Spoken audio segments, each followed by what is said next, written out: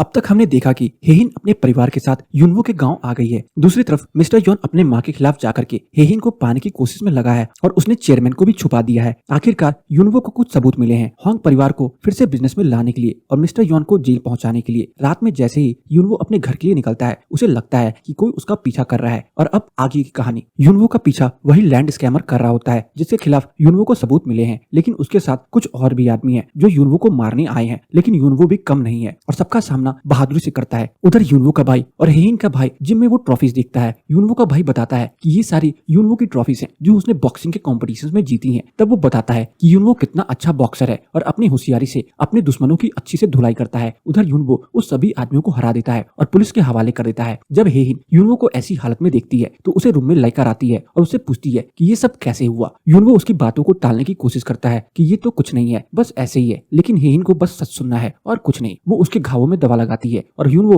उसे बताता है कि उसकी लड़ाई लैंड स्कैमर के साथ हो गई थी और अब वो पुलिस के पास है। इससे मिस्टर यॉन के खिलाफ और सबूत मिलेंगे और हेहिन अपनी कंपनी में वापस जा पाएगी। हेहिन युनवो से कहती है कि अगर आगे ऐसा कुछ भी हो तो वो वहां से भाग जाए और पहले अपनी जान बचाए, लेकिन युनवो मना कर देता है, वो ऐसा नहीं कर सकता। इस पर हेहिन कहती है कि शायद उन्हें शादी ही नहीं करनी चाहिए थी, तो आज उन दोनों में से कोई भी इस तरह से परेशान नहीं होता। लेकिन युनवो कहता है कि चाहे उसे कितनी बार भी शादी करनी हो वो हर बार हेहिन को ही चुनेगा, लेकिन इस बार उसका और भी ज्यादा ध्यान रखेगा और अपने पहले की गलतियां दोबारा नहीं करेगा। हेहिन और युनवो अपने बीच की दूरियां मिटा रहे होते हैं, लेकिन सियो चोल के पास कोई उम्मीद ही नहीं है कि वो आखिरकार कैसे अपनी बीवी से बात करे। उधर डा हाय को भी सियो चोल की याद आ रही है और उसे पता चल रहा है कि उससे ज्यादा उसके बेटे को सियो चोल की कमी खल रही है। जब वो मिस्टर यॉन से पूछती है कि सियो चोल कैसा है तो उसे झूठ बोलता है कि वो उसे बहुत ही ज्यादा गुस्सा है। डॉक्टर हाय सोचती है कि अगर वो भी उसकी जगह होती तो यही करती। अब आखिरकार सियो चोल को अकल आ रही है कि उसे किसके साथ कैसा करना चाहिए। उधर सियो चोल सोच रहा है कि डा हाय और उसका बेटा कैसा होगा और वो कैसे डा हाय से बात करेगा। फिर उसे एक आइडिया आता है जब उसे याद आता है कि वो डा हाय एक ऑनलाइन गेम खेलती थी और उस गेम में एक इन गेम मैसेजिंग फीचर है, उसके जरिए वो उससे बात कर सकता है। डा हाय जब गेम खेल रही होती है तो उसे सियो चोल का मैसेज दिखाई देता है और उसे लगता है कि जरूर इस मैसेज में उसने उससे गुस्से में सुनाया होगा, लेकिन उसमें तो उसके बेटे की वैक्सीनेशन के रिपोर्ट होते हैं और वो उसे याद दिलाता है कि जियोनियो को सारी वैक्सीन याद से लगवा दे और इंजेक्शन लगते टाइम एक उसका फेवरेट सॉन्ग सुनाए। डा हाय को याद आता है कि जब जियोनियो को इंजेक्शन लगता था तो सियो चोल हमेशा उसके साथ होता था और उसका पूरा ध्यान रखता था। ये सोच करके वो इमोशनल हो जाती है। दूसरी तरफ सियो चोल इस सबके लिए खुद को ही जिम्मेदार समझ रहा होता है क्योंकि उसके रिजॉर्ट प्रोजेक्ट की वजह से मिस्टर यॉन ये सब कर पाया, लेकिन हेहिन उसे अपने स्टाइल में समझाती है कि ये सब उसकी वजह से नहीं हुआ है और वो अपने आप को दोषी ना ठहराए। मिस्टर यॉन युनवो को और भी मजबूर करना चाहता है ये नौकरी छोड़ने के लिए, इसलिए वो उसके खिलाफ माल प्रैक्टिस की झूठी रिपोर्ट करता है और स्टोर रूम में असाइन कर देता है ताकि उसे ऑफिस के बारे में कुछ और पता ना चले। इस बात के बारे में सेक्रेटरी ना हेहिन को बताती है। उसी रात मिस्टर यॉन हेहिन को ढूंढते हुए उसके पास आ जाता है कि अगर वो उसके पास आ जाए तो वो उसे क्यूज डिपार्टमेंट स्टोर फिर से दे देगा और उसे सीईओ बनाएगा पहले की तरह। इस तरह से युनवो और उसके परिवार की दिक्कतें भी खत्म हो जाएंगी। और जब हेहिन सुनती है कि युनवो के साथ ऑफिस में कितना गलत हो रहा है तो वो फैसला लेती है कि वो मिस्टर यॉन की बात मान लेगी। वहीं युनवो की माँ को भी पता चल जाता है कि हेहिन को क्या बीमारी है और वो उसका ध्यान रखना शुरू कर देती है। मिस्टर यॉन हेहिन को 2 दिन का टाइम देता है अपने ऑफर के बारे में सोचने को। 2 दिन हेहिन मिस्टर यॉन को कहती है कि वो उसका ऑफर मान रही है और उसके पास आ रही है। जाते जाते वो युनवो की माँ को थैंक यू बोलती है उन सभी चीजों के लिए जो उन्होंने उसके और उसके परिवार के लिए करा है। इसके बाद हेहिन मिस्टर यॉन से ऑफिस में मिलती है और मिस्टर यॉन उससे बताता है कि वो अभी प्रेस रिलीज में ये बताएगा कि हेहिन के दादा ने जानकर अपने सीएस मिस्टर यॉन के नाम किए। वो हेहिन को सीईओ बना रहा है और दोनों जल्दी शादी करने वाले हैं। हेहिन कहती है कि उसे दिक्कत नहीं है। युनवो जब दोनों के साथ देखता है तो हेहिन को कहता है कि वो कोशिश कर रहा है सब ठीक करने के लिए, लेकिन हेहिन कहती है कि अब दोनों साथ नहीं है तो उसे उसके लिए कुछ भी करने की जरूरत नहीं है। हेहिन और मिस्टर यॉन दोनों स्टेज पर आते हैं और मिस्टर यॉन वही बोलता है जो उसने हेहिन को बताया होता है, लेकिन जब हेहिन की बोलने की बारी आती है तो वो कहती है कि मिस्टर यॉन ने धोखे से उनके सीएस और ये कंपनी हड़प ली और उसे धमकाया है कि अगर वो उसकी बात नहीं मानेगी तो वो उसके पति को नुकसान पहुंचाएगा, लेकिन उसे सीईओ की पोजीशन नहीं चाहिए क्योंकि उसे कैंसर है और कुछ ही समय के लिए जिंदा है। ये कह करके वो स्टेज से उतरने लगती है और चक्कर खा करके गिर जाती है, लेकिन युनवो वहां आकर के उसे संभाल लेता है। यही पे ये एपिसोड खत्म हो जाता है और एपिलॉग में दिखाते हैं कि युनवो फिर से ड्रिंक करके घर आता है और एक डाल की पत्तियां तोड़ करके ये जानने की कोशिश करता है कि हेहिन उसे पसंद करती है या नहीं, और आखिरी पत्ती इस पर रुकती है कि हेहिन उसे पसंद करती है और वो कहता है कि ऐसा उसके साथ नहीं है क्योंकि वो उससे बहुत प्यार करता है। ये सब हेहिन सुन रही होती है और पहली बार उसे युनवो के दिल की बात पता चलती है, इसलिए अब हम समझ सकते हैं कि हेहिन आखिर अब अपनी बीमारी का सच सबको क्यों बताए। अगले एपिसोड में दिखाते हैं कि युनवो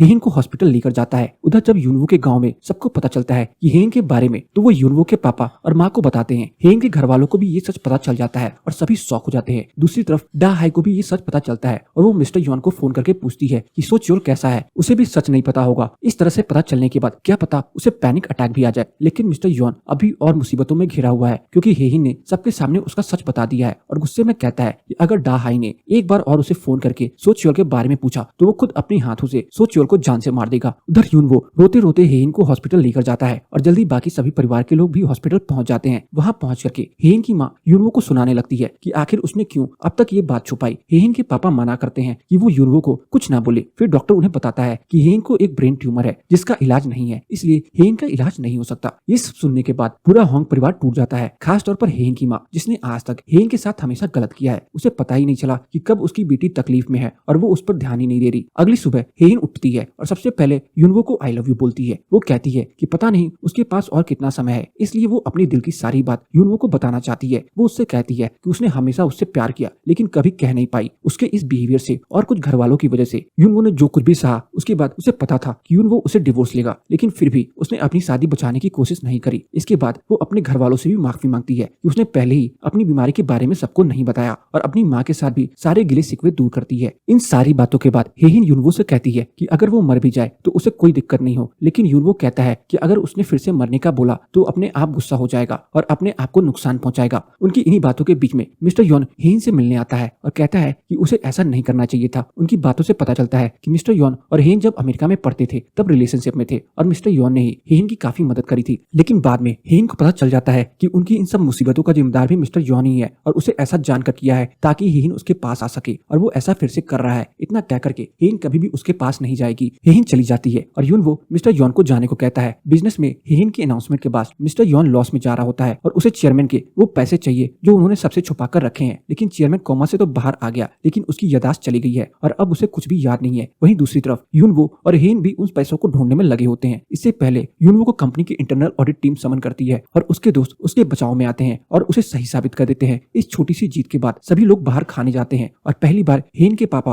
और भाई अपने परिवार की जिम्मेदारी उठाने की बात कहते हैं। बेक और होंग परिवार के सभी लोग साथ में प्यार के साथ खाना खाते हैं और हेहिन की बीमारी के बारे में बातें करते हैं और उसे उम्मीद देते हैं कि वो ठीक हो जाएगी। इस तरह इस मुसीबत की वजह से दो परिवार एक दूसरे के पास आ गए और साथ में हंसी खुशी खा भी रहे होते हैं। दूसरी तरफ अमेरिका में डा हाई के पास उसके एक्स बॉयफ्रेंड आ जाता है जो बिल्कुल भी अच्छा इंसान नहीं है। उसे तो अपने बेटे से भी प्यार नहीं है और उसके साथ अच्छे से पेश नहीं आता। जब डा हाई उसे बताने से मना कर देती है कि होंग परिवार से चुराया हुआ पैसा उसने कहाँ रखा है तो वो तोड़फोड़ करता है, जिसमें डा हाई अपने बेटे को बचाते हुए घायल हो जाती है। इन सबके बाद वो समझ जाती है कि सिर्फ च्योल ही उसे और उसके बेटे से सच्चा प्यार करता है और वो अपने एक्स को रात में नींद की गोली देकर के चली जाती है। उधर कोरिया में होंग परिवार और यूनवो चेयरमैन का सीक्रेट फंड ढूंढने में लगे हैं और उन्हें ये पता चलता है कि वो सीक्रेट फंड क्वींस विला में ही है। लेकिन आखिरकार इतने सारे पैसे छुपे कहाँ हो सकते ये किसी को नहीं पता। हेहिन और यूनवो इसी पैसे को ढूंढ रहे होते हैं कि अचानक बारिश होने लग जाती है और यूनवो कार लेने चला जाता है। इतने में ही यूनवो आता है और हेहिन के साथ चला जाता है, लेकिन जल्दी ही एक कार उनका पीछा करने लगती है और हेहिन को लगता है कि ये मिस्टर यॉन की कार है। जैसे ही वो कार उनकी कार के सामने आकर रुकती है, हेहिन यूनवो को पुलिस को फोन करने को कहती है, लेकिन वो मना कर देता है और अगले ही पल हेहिन यूनवो को कार के बाहर देखती है और फिर वो कार के अंदर यूनवो को देखती है जो असल में मिस्टर यॉन होता है। अब जाकर के हेहिन को समझ आता है कि उसे फिर से मेमोरी लॉस हुआ था और वो मिस्टर यॉन को यूनवो समझ करके उसके साथ आ गई। मिस्टर यॉन उसी टाइम कार लॉक कर देता है और कहता है कि अच्छा यही होगा कि हेहिन यूनवो को सच ना बताए क्योंकि इससे उसका दिल टूट जाएगा, और कह दे कि वो दोनों कहीं काम से जा रहे हैं। हेहिन मिस्टर यॉन को कार अनलॉक करने को कहती है और यूनवो से बात करती है और कहती है कि वो उसके साथ अपने दादाजी से मिलने जा रही है और जल्द ही वापस आएगी। क्वींस विला आकर के यूनवो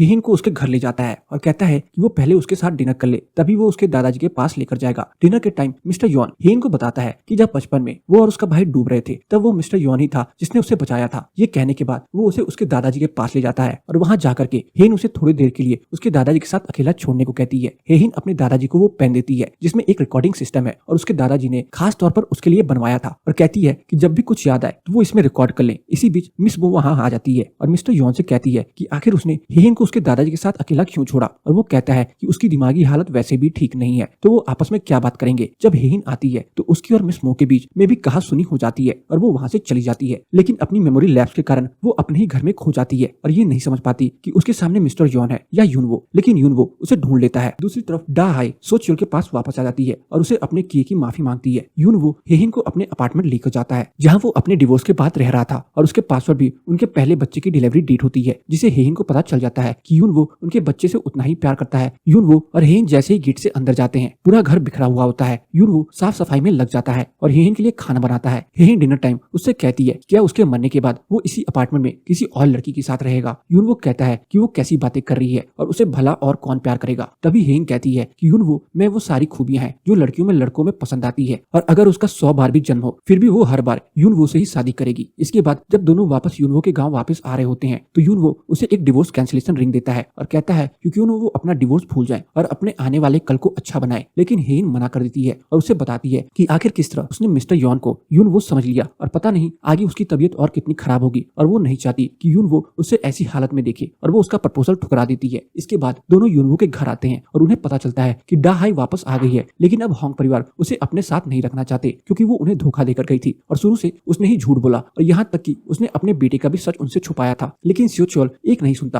और कहता है कि ये उसके परिवार की बात है और यूनवो उसका बेटा है और वो उन्हें लेकर चला जाता है। डा हाई उससे बताती है कि शुरू से उसने सबको झूठ ही बोला है और अभी वो बस कुछ लेकर गई, वो वापस करने आई है और उसके बाद वापस चली जाएगी। लेकिन सियो चोल उससे कहता है कि वो चाहे जहाँ चली जाए वो उसे ढूंढ लेगा और कहीं नहीं जाने देगा। इसी बीच होंग परिवार चेयरमैन के सीक्रेट फंड्स ढूंढने में लग जाते हैं और ग्रेस जो शुरू से मिस्टर यॉन के साथ थी कभी होंग परिवार की तो कभी मिस मो की साइड थी हो जाती है और वो मिस यॉन और मिस मो को बता देती है कि वो पैसे क्वींस विला में ही है और वो शायद पैनिक रूम में हो सकते हैं। मिस्टर यॉन को याद आता है कि एक बार सियो चोल ने उस रूम के बारे में बताया था, लेकिन वो रूम कहाँ है ये किसी को भी नहीं पता। इससे पहले कि कोई कुछ कर पाता उसी रात चेयरमैन खुद ही स्टेयर से गिरकर मर जाता है और वो ऐसा इसलिए करता है ताकि मिस मो उसका और इस्तेमाल न कर पाए और उनके परिवार उनका खोया हुआ घर और बिजनेस फिर से मिल जाए। अगली सुबह जब यूनवो और होंग परिवार के सारे लोग क्वींस विला पहुंचते हैं मिस मो के खिलाफ कंप्लेन करने, उन्हें पता चलता है चेयरमैन तो मर चुके हैं। पूरा परिवार ये सुनकर के टूट जाता है और रोने लगता है। जब वो चेयरमैन की अस्थियों के साथ पूरे घर में जा रहे होते हैं तब वो पैनिक रूम भी पहुंचते हैं और यहीं ये एपिसोड खत्म हो जाता है। एपिलॉग में दिखाते हैं कि हेन प्रेस कॉन्फ्रेंस के बाद इंटरनेट यूजर्स यूनवो को ट्रोल करते हैं, लेकिन वो कुछ नहीं कहता। पर जब उसे पता चलता है कि हेन के खिलाफ भी ट्रोलिंग हो रही है तो वो उन सब पर केस करने को तैयार हो जाता है। और अब आगे क्या होगा, क्या वो सीक्रेट फंड अभी वहीं पर है या उनसे पहले कोई वहां आ चुका है और यूनवो और हेन का आगे क्या होगा, ये जानने के लिए बने रहिए हमारे साथ। तो बस आज की इस वीडियो में इतना ही। आपको मेरी ये कहानी कैसी लगी कमेंट सेक्शन में बताना ना भूलें और अगर आपको मेरी ये कहानी अच्छी लगी हो तो वीडियो को लाइक करके जाना ना भूलें। चैनल पे नए हैं तो चैनल को जरूर सब्सक्राइब कर लें ताकि मुझे ऐसी ही मोटिवेशन मिलती रहे और मैं आप सबके लिए अच्छी से अच्छी वीडियोस लाता रहूं।